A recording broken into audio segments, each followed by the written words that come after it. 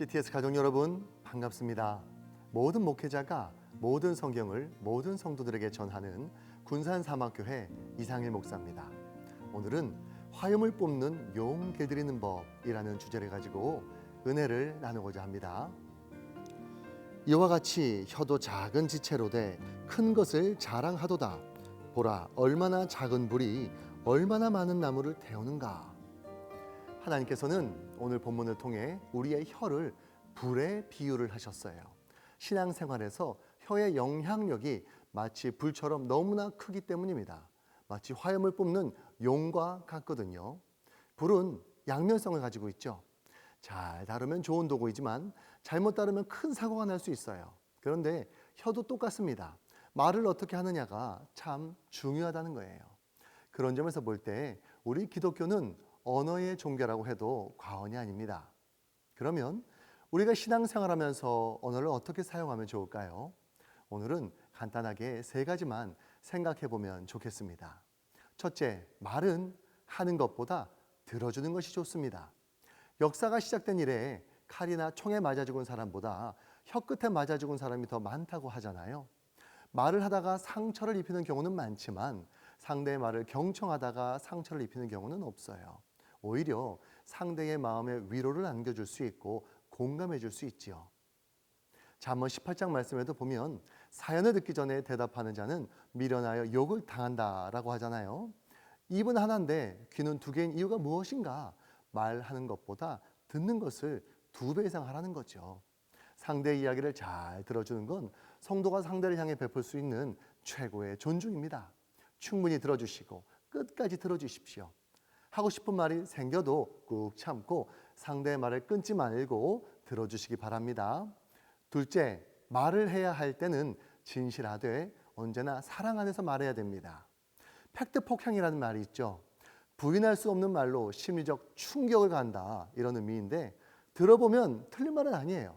맞는 말인데 듣는 상대에 대한 배려가 없는 거예요. 아유, 박 집사님 오늘 옷은 너무 예쁜데 집사님 얼굴하고 좀 안 맞다. 이런 팩트 폭행하지 마시고 차라리 그냥 패션 감각을 좀 주십시오 하고 기도해 주세요. 잠언 17장 말씀을 보면 허물을 덮어주는 자는 사랑을 구하는 자고 거듭 말하는 자는 친한 것을 이간하는 자라고 하잖아요. 진실을 말할 때도 사랑 안에서 말해야 됩니다. 교회 안에서 진리냐 아니냐 이런 거 가지고 싸우는 경우는 별로 없습니다. 정말 아무것도 아닌 것 가지고 마음에 어려움이 시작되더라는 거죠. 크게 중요한 문제 아니면 그냥 넘어가 주시기 바랍니다. 셋째, 말을 하기 전에 이 말을 할지 말지 판단을 내려야 돼요. 말이라는 건 여러분의 입 바깥으로 나오기 전까지는 여러분의 종이지만 한번 바깥으로 나오면 그때부터는 여러분의 상전 노릇을 합니다. 내가 말한 그대로 행동해야 되기 때문에 내가 한 말이 내 상전이 되고 나는 내가 한 말에 따르는 종이 된다는 의미예요. 그래서 잠언 10장의 말씀을 보면 말이 많으면 허물을 면하기 어려우나 그 입술을 제어하는 자는 지혜가 있다고 하지 않습니까? 때로는 꼭 전해줘야 할 말이 있을 수도 있어요. 그럴 때도 그를 위해 정말 오랫동안 기도해보고 상대가 이해하고 수용할 수 있는 범위 내에서 전해줘야 됩니다. 그러니 말하기 전에 생각을 해봐야 되죠. 내가 이 말을 해주었을 경우에 과연 그가 수용할 수 있겠는가? 나의 말하는 방식이 상대에게 적절한가? 생각해보고 아니다 싶으면 더 기도하면서 기다릴 필요가 있습니다. 말로 사람을 죽일 수도 있고 살릴 수도 있기 때문이에요.